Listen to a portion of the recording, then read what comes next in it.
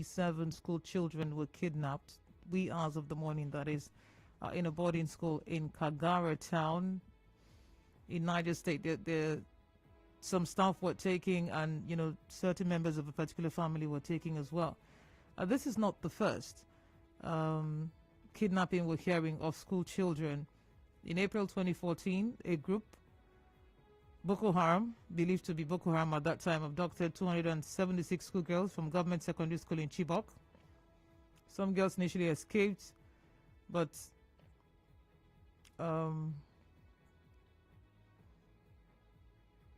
some were returned years later. Another attack happened at Zani Mobarati Primary School in Damasak, also in Borno State, in November 24. Technique, some boys' hostel some years ago. February 2018, 110 schoolgirls. That was the Dapchi school attack were taking. December 2020, 300 students taking again from a boys' boarding secondary school, Kankara. The president was there at that time. He had entered the state about, I think, a day or so before that incident. And then yesterday again, we heard that another attack has occurred. For those of you who follow, we know that the North is educationally disadvantaged. That's not really their strong point, but we still have children who want to go to school nonetheless. Now, with this repeated attacks, I mean, they attack villages as well, but I mean, this is where children are learning in large numbers, and they go and have coordinated attacks take place. One look at the effect this will have on the education of children in the North and how it will affect us as a country, because we're all part of a whole. I have Dr. Ben Yusira here. He's a lecturer in University of Port Harcourt, and we'll have this conversation together. Morning, sir. Very good morning, All right, so when this started looking like a pattern, what came to your mind? It's very disheartening. It's very discomforting. It's very saddening. Okay, that it is now a recurring decimal. Okay, just look at the chronicles of these incidents. You know that we've got to the stage where we should be deeply worried. And so what came to my mind is that as a Nigerian, as an educationist, I'm sad about it. And anybody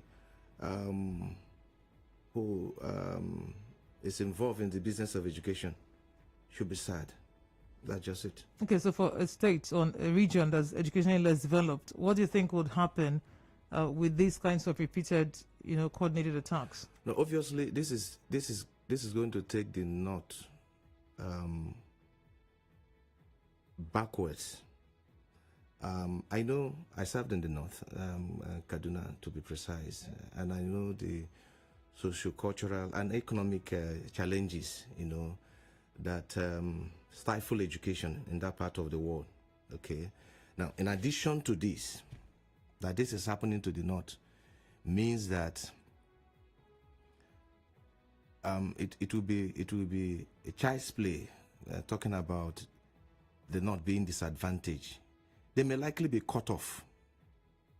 They may likely be cut off as far as educational development in the 21st century is concerned.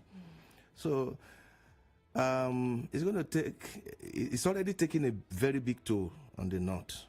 Right now, we have the problem of out-of-school children. Yeah. And as we speak,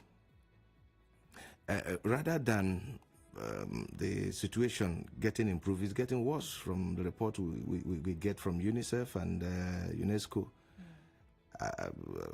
As of today, we are not doubting the fact that close to 13 million persons who should be in school are out of school. And that is worrisome. And then the larger percentage of these persons, and to add, this is the highest on planet Earth. As we speak now, this is the highest on planet Earth. And again, like I said, the larger percentage of these out-of-school children in Nigeria are found in the North. So it is a chaotic situation. is very disturbing. It's very alarming. I lack words to describe what the North is going to be facing as far as educational development is concerned. And don't forget, that here we are. In the next 9 years or so, don't forget that we have, of course, we have had targets, education for all, which by 2015 we should have had an assessment to know where Nigeria is alongside other nations. We have the MDGs, and here we are now with the SDGs rather, and you know that goal 4 of the 17 goals, of SDG is focusing on education. How do we achieve inclusive education and quality education? And so by 2030, an appraisal will be done to see how Nigeria has fared. There's going to be a scorecard. If this continues, it then means that we won't have a scorecard. Absolutely. If this trend continues, this very ugly trend continues, and I really do hope that this will be the last time a Nigerian will be in the studio, or maybe somebody will put pen to paper, or when any headline will stop with this kind of news.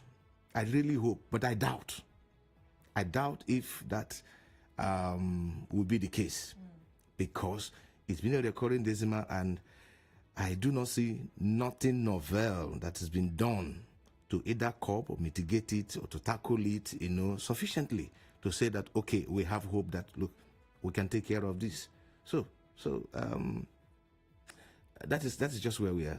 Okay, unfortunately. So the Niger State government, just like I believe the Katsina State government, not just Katsina State government, but 4 states at that time in December had to shut down boarding schools. Exactly. And yesterday, the government of Niger State announced that the boarding schools will be shut in 4 local government areas. Yeah. And we know some of the practices in the north that, make education unattractive. Now, these kids will have to leave school and go back to their communities. Some of those communities are not even safe. Sure. So in the whole scheme of things, how deeply do you think the children will be affected? They are going to suffer deprivation as far as education is concerned. Complete. Because the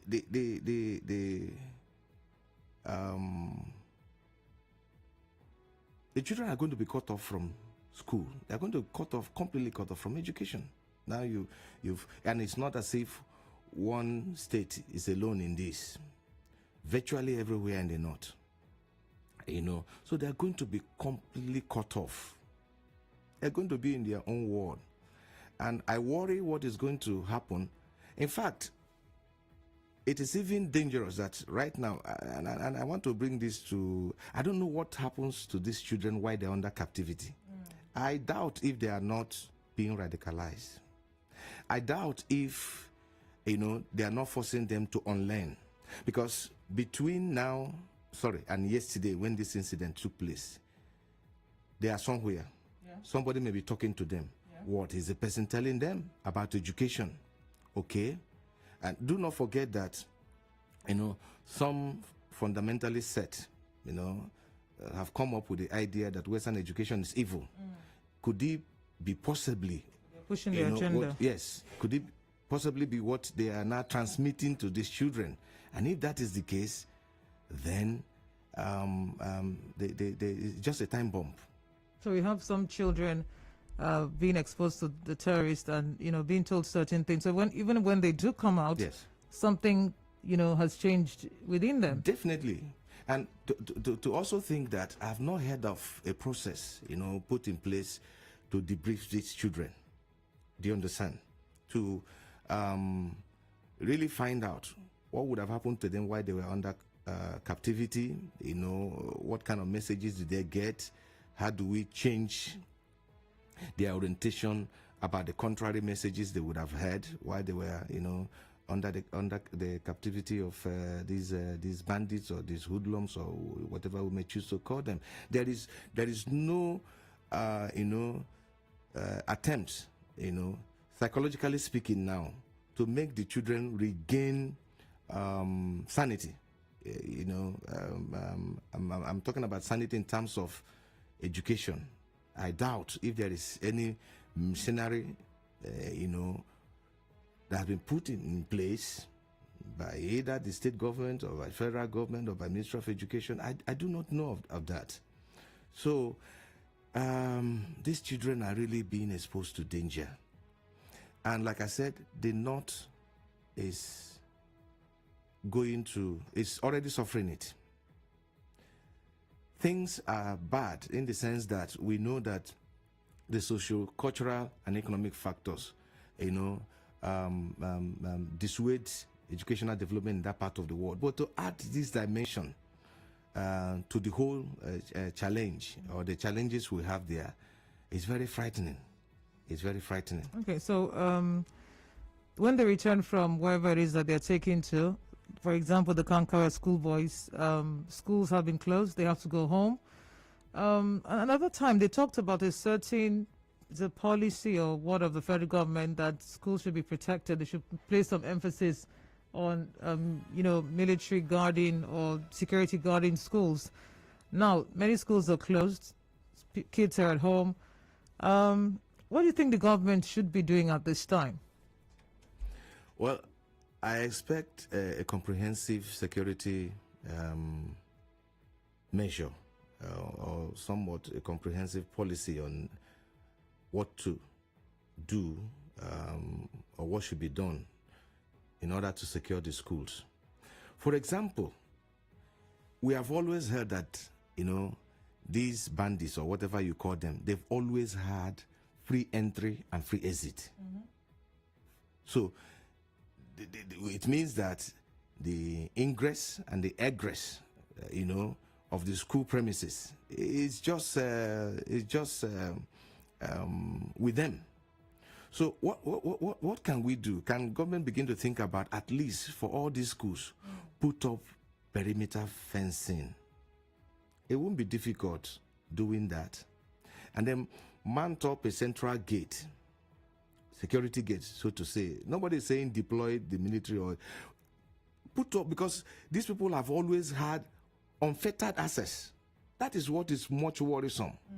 They go in, they take, for you to, load 100 persons, 200 persons. Well, we are not talking about what dump site here at Choba Park or Emoha Park. We are talking about human beings. So for you to do all of that without any form of confrontation, and it has happened in the same manner. They just have access, no form of resistance as it were. In fact, the resistance we've had is that the children try and escape. There is no known intervention as at when these things are happening. So for me, can we start by putting perimeter fence in all of the schools, to checkmate this free entry and free exit syndrome that is or system that is associated with this kidnapping? Can we start with that? Talking about e-learning, will be out of place for now, because we are struggling with the technology of that. Otherwise, one would have said, on the alternative, can we mount up e-learning facilities to ensure that while these children are at school, because the schools are closed, they should not completely be cut off from the learning process. But you and I know that in this part of the world, the COVID-19 has shown us, particularly for those of us in the education sector, that we are not prepared for emergencies in the educational sector. We are not prepared for times of emergencies in education. So otherwise, if we had, or rather have, some kind of virtual learning system mounted already, the children can leverage on that to continue, while they're at home. But that is not in place for now. So if government can attempt that, well and good. We don't even know if those areas have networks or people are able to afford smartphones. Exactly. Okay. 0817-923-0002, 0817-923-0003, 0817-923-0009. If you have questions or comments, we'll take them at this time. Dr. Ben Yewusira is here. Someone says, please stop telling us that the North is educationally disadvantaged. This is not correct. If they are, they won't have the presidency and most of the top positions in the country. In fact, a 40-year-old Northerner from an educationally disadvantaged state is appointed as the head of EFCC. Sir, are you quarreling with data here? I think that the person, sorry to say that that person is maybe deluded, may not be in touch with the data that is available, There's no gainsaying. I don't need to dissipate energy, telling anybody that they're not, as we do know. In fact, from the trajectory, we do know that the North has always. I told you that I've been there. I served there, and when I mean serving there, I left the shores of Port Harcourt for my NYS in 1994. I didn't come back to Port Harcourt until I had my discharge certificate. So I was there for 1 whole year, no break for me. I interacted with the people, and I saw things myself. Okay, so maybe the person who sent that test is just trying to sound political. But the fact is that compared to any other part of the country now, the North is educationally disadvantaged. All right. Good morning. Good morning.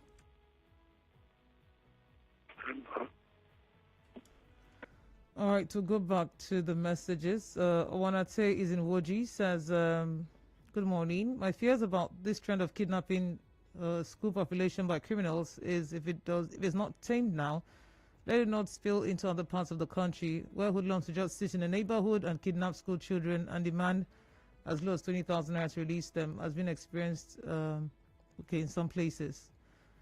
We're Nigerian for good morning. Good morning. Yes, let's hear you.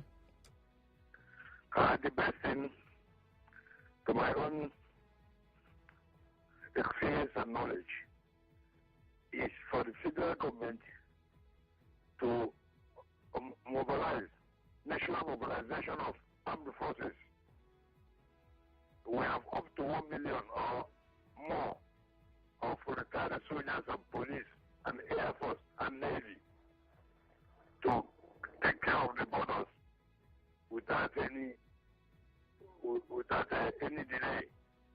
Without that, it is difficult to say start fencing the whole schools now. It is difficult. Fencing schools, how are you going to fence it? Anyhow you fence it, the bandits can climb up and enter the schools. Can break blocks and enter the schools. And the money that will be wasted here will be better to use it in feeding our ex-servicemen and pay them for a certain period.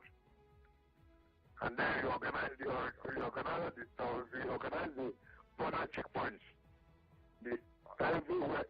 And this is what you call it. Mobilize those that will be patrolling the borders. No matter how far the borders is, taking the 1 million miles. We have people that will patrol them from time to time. All right. Thank you very much. Thank you for calling. Good morning. Hello, good morning, Good morning. Yeah, good morning to your guest studio. Very good morning. Yeah, the problem we have here is some of us have failed to realize that the so-called federal government has failed. Because I think if everyone will have that in mind, knowing that they have failed, after the federal government, what needs to be done by state governors, and some things that one needs to tell them. First, knowing that the federal government has failed, all this while you have been shouting, you have been talking, and you've not heard them or seen them do anything. What are the processes? Where are the security boats and the rest of them going into? knowing the kind of territory and boundaries that you have, how can you be able to withstand this bandit? And I think people of that nature, which are called a bandit, take more than 3, 4, 5 hours on the operation, taking time, gathering them from one place to the other, and at the end of the day, none will be caught. I think the state government has a lot to do. It's not by closing, because if you look, what we're saying is the future of these children. Any slight, just like what your guest is saying, what are they infusing into those children right now as they are? The traumas. Will you want to tell me if I come back, you tell me to go back to that school? I will not try it as a child. Are you getting what I'm saying? So I think the state government has a lot to do with the local vigilantes, because I think what we're saying here is for the benefit of everybody.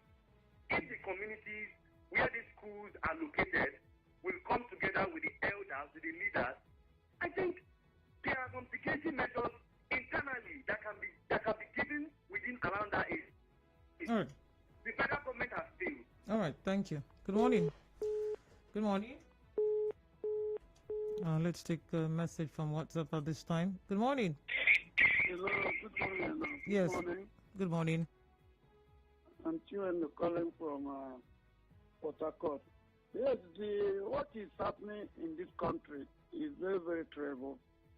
Because this is the places that the children, is by forcing. They don't like all these things. It's by forcing now, they're forcing them that they must go to school. And we know that one of their reasons they're giving is that they don't need Western education. What I'm asking that, since the other keyboard there happens, how many students there, what does it take Nigerian government to put at least 10 police there and now 20? Take second vigilante group. Some communities can, for them to guide all these school children. But you see, when we have peaceful protesters, they pack all police, they pack army, and leave where something is happening. All right. What they are doing is for these children not to get mine. As the speaker is saying, when they gather them there, they will be with them, brainwash them, some of them force them, train them to become radical. Why our government are doing this? And when something come out you say it's bad, they come out, no, you are fighting our ethnic, you are doing this, you are doing that. Our government is supposed to wake up. They waste money where they see, feeding school children. They are calling billions of naira. Children where train for school, why are you feeding them? How are you feeding them? All right. First of all, protect them. All right. Thank you. Good morning. Good morning. Good morning. Hello, good morning. Good morning. Yes, I think for me, the question now shouldn't be why, but what. Why am I saying so? Because when you answer why is this thing happening in Nigeria, you begin to ask yourself, what is the lesson that this thing happening is teaching us as a people? Because we are failed to do what we are supposed to do in the first place. That's why we're having all this mechanization of evil. If we're not careful, if you look at it closely, we all embodying it. When we went to school, we are joining cause, doing so many negative things. This mechanism of evil is now rolling back at us as a people. We fail to do what we are supposed to do as a nation, bickering, and from this religious bickering, Bible play and all that. At the end of the day, all this culmination of negativism is now hitting us as a nation. That's why I say, what is the lesson that this is supposed to teach us as a people? That's what we'll be asking ourselves. All right. And I hope we learn from it. Thank you. David Obuta, I saw your message, but it's not for this conversation. Text said they seem to be attacking science and technical colleges. Exactly. Yeah, And what do you make of that? that is very worrisome. Very worrisome, because if you just oppose that with our aspiration, to drive STEM, if you understand, that's science, technology, engineering, and mathematics. It tells you that we are endangering, because that's the trend. The young man who said that is on some point. They appear to be attacking science schools.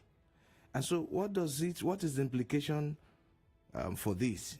Like I said, particularly in our bid to ensure that we encourage STEM.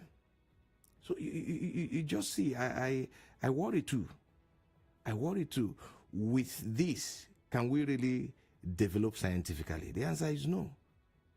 With this, can we be where, other nations of the earth are heading to? The answer is no. And I do not know why they are. Somebody should help me, understand why they are attacking science schools. It's part of the thing that I said I was going to, yes, definitely. Okay, I do know that, we've had this kind of phenomenon in Pakistan, right? Okay, where the Taliban, although they had their focus on, antagonizing the females and all of that, and of course, that is what made Malala an icon and all of that. Okay, and in their own case, that was a militant group who had something and asked to grind with government. They were already occupying some regions. Do you understand? And so where they occupy, they take control and then unleash their mayhem on the female students and all of that. But in this case, and in the case of the Taliban, they were always in touch with the government. They were not kidnapping and then asking for ransom. Do you understand? But in this case, these people were kidnapped, and here they ask for ransom, and then whether ransom is paid or not, that is not in the public domain for you and I. Sometimes. Well, the last time it was, and they actually said a government official was arrested because they had, they didn't give the kidnappers all of the money. They kept some for themselves. That's the Kagara boys issue. The government came out and said we didn't pay anything. That is it. So it seems as if the insurgents, yes, they're not bandits. The insurgents are using this to also, get money to fund the activities locally. So, you may not be far from the truth. Okay, so again, like that text message or that WhatsApp message. Why would they be do they want to underdevelop science in this country? Do they want to stifle the growth of science and technology? Obviously, it could be also that this is part of, the agenda of these insurgents. Okay. Yes. All right, Dr. Benyo Usura has remained in the studio. Kayode says they don't want them to be educated. They only want them indoctrinated so that they can't question the norms. A commercial has to play, and then we continue this conversation. We're Nigerian for Port Harcourt. Stay tuned.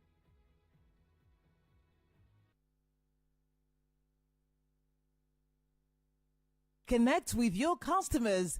Advertise on 92.3 Nigeria Info.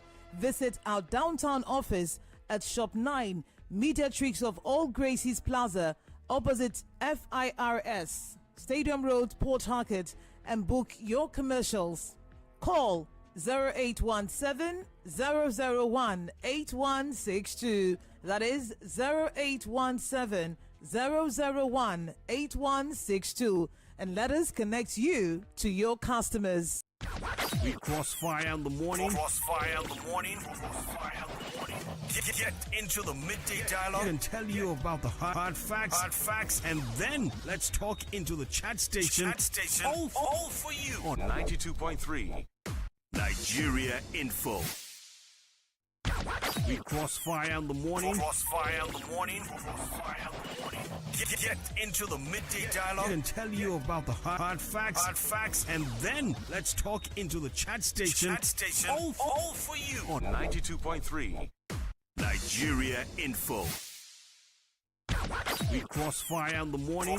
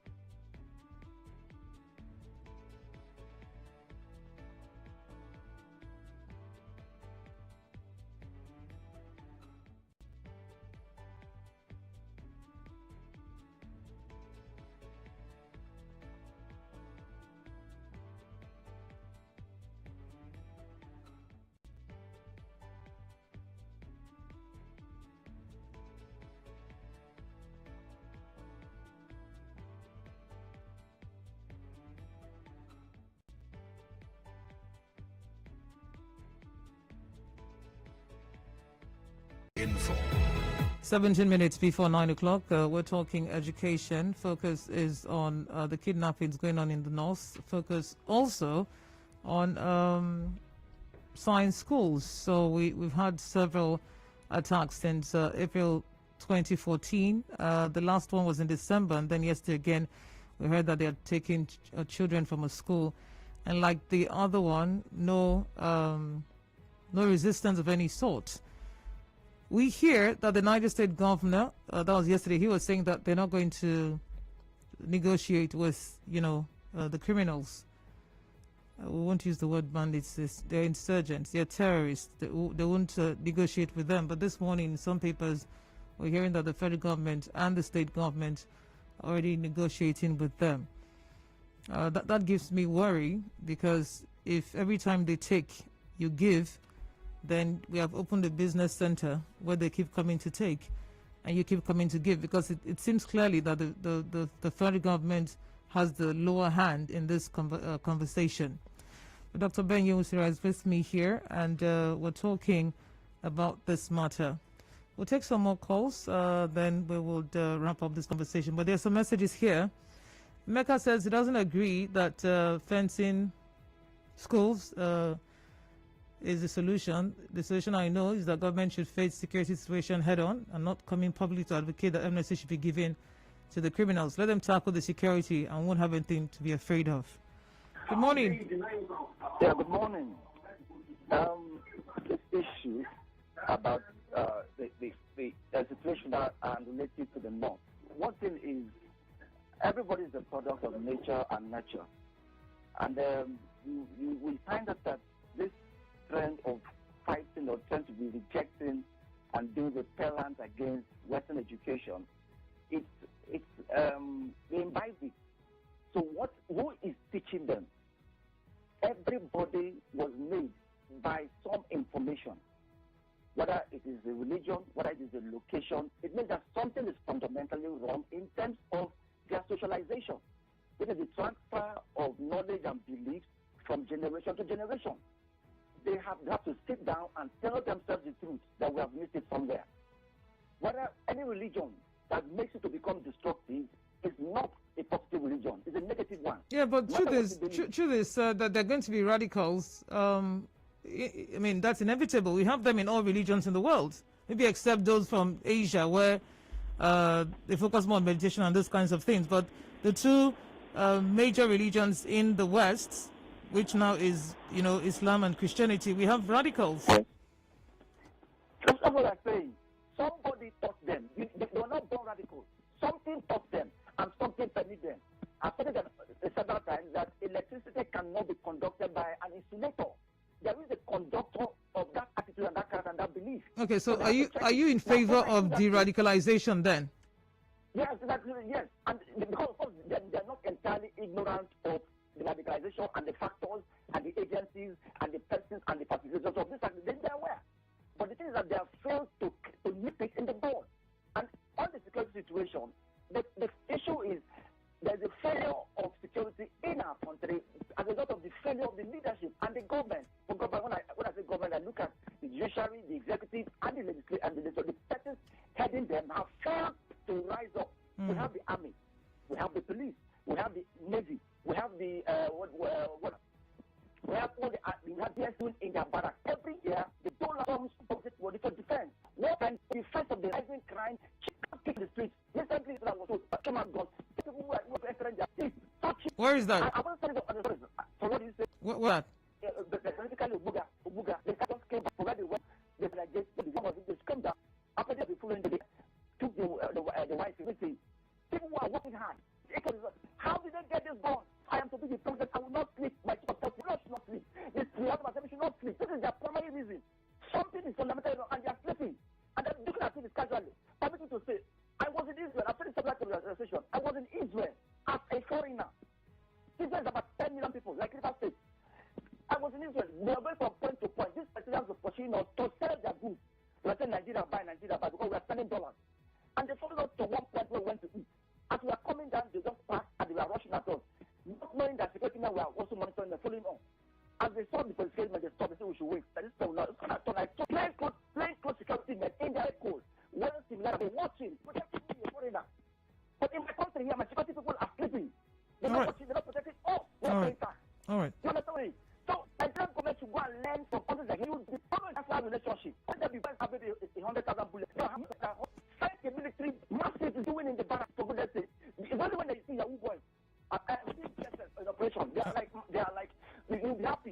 All right. Okay, sir. Thank you for calling. Need to let you go. Good morning. Yeah, this is Mr. Zion the Enigma. Good morning to you. You're welcome. Until Mr. President Muhammadu Buhari, addressed the nation of the issue of insecurity, what we are going to see after the nomination appointment of new chief of staff or whatever is going to be an aggressive attack. And we should start the recording now. Look at the case study in Mali. What happened in Mali that some youth took up arms against their government. And most of those who that took arms against the Malian government are foreigners. The same thing is what is happening here in Nigeria. The truth is this, President, before the Fulani, I asked President, before taking the Fulani race, the X-Men race, today it has been promoted to what to call bandit. Mr. President is still quiet over it. The truth, the box lies on Mr. President. All right. No matter what any professional or whatever, from today to tomorrow, President decide on this issue, no solution. All right. This is still a fish. I mean, then the attack they started, were against education from the onset. So, I mean, between 2015 we had about 2, and the second attack had 300 students. There was one also of a higher institution. I'm trying to recollect that one. Was it a polytechnic? Something. And they were killed. That was actually one of the first. Very gruesome. Yes. Where is that? No, it's not 2012. Mubi. Yes, that's it. Mubi, Federal Polytechnic Mubi. That was in even 22 students can call their name. So it was tall.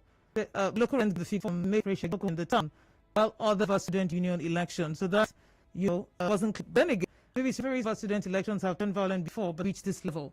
In the north, that to be a thing. It's what we do in the west or in the south. In the north, that's not known to be a thing. So that was in 2012. The attackers called the victims by name and killed them. They also killed the security guards at that time. So this was the first. I think this was one of the first attacks that happened. So let's just wrap this up. What would you like to see? The importance of education. And before you even answer that, the girl child, they're an endangered species, especially in that part of the country, right, where they have used religion to convince themselves that it's okay to marry a child. What's the danger here? Well,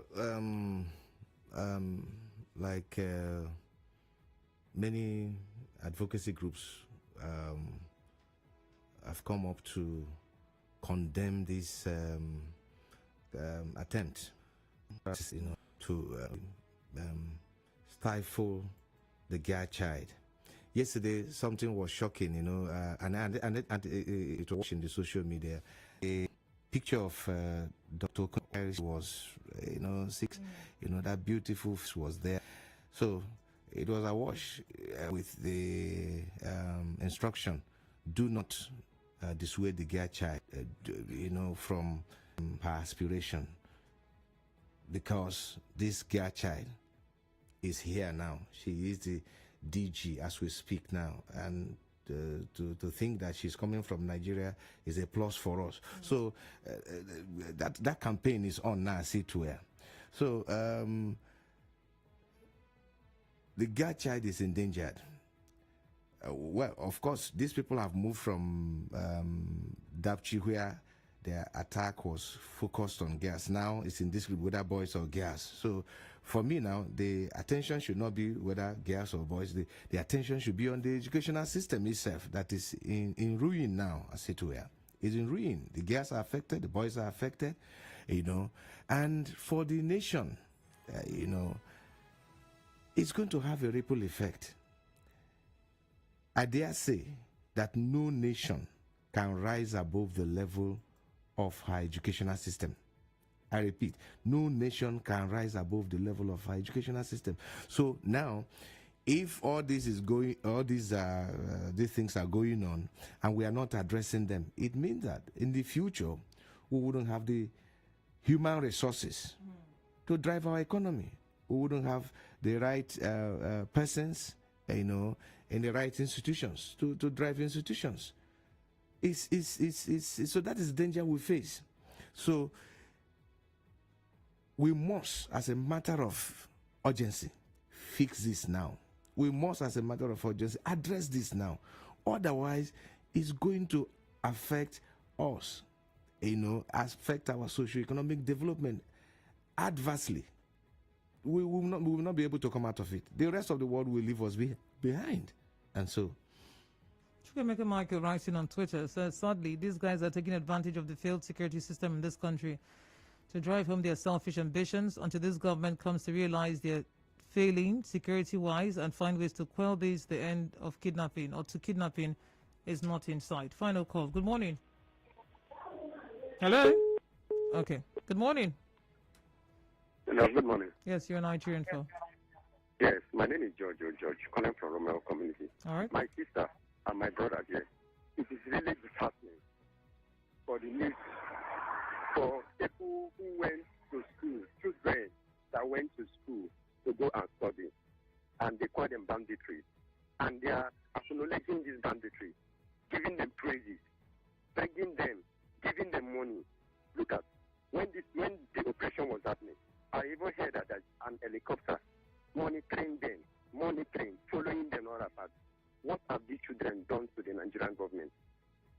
That people cannot go to school freely? That in the north, people cannot go to school freely? I think the Nigerian government has to have a routine with this banditry because they are causing havoc, they are causing pain. I am feeling it because if my child was there, I know the way I would feel. That that my child will go to school and they will kidnap my child. This government, I think that this government should have a receipt in the aspect of security challenges. Look at how they are praising banditry. Common man like us, that we are supporting the nation, making sure that our nation gets better. Then they will not support us. The banditry that is with AK-47, kidnapping children, is really shameful. It's really shameful to the Nigerian government. Right. It's shameful to everybody. I am not happy with this news that is happening now, but I know that whatever the man sows, that is what he's going to reap. Children that went to school, they are your children. You don't want your children to go to school. You kidnap your children. You killed even one. One of them was even dead there. I think God should have mercy for Nigerian government. Thank you. All right, thank you. Final message here from Duke, writing from Abbas, says, this is just one of the byproducts of the misused word amnesty. When criminals are treated with kids' gloves in a society like ours, these things are bound to happen and will continue. Everything is politicized. This kidnapping has turned into a full business venture because the government has refused to do the needful wiping out these criminals. Thank you very much, Dr. Ben, for your time. Thank you. All right, we're here. We're waiting for news from Niger State and from the federal government to hear if the boys and maybe the students in this regard have been returned, as well as their staff and the family members who were also taken yesterday in Kagara town, Niger State. My name is Enoh Ogbevire. The news at 9 is up next. Stay tuned.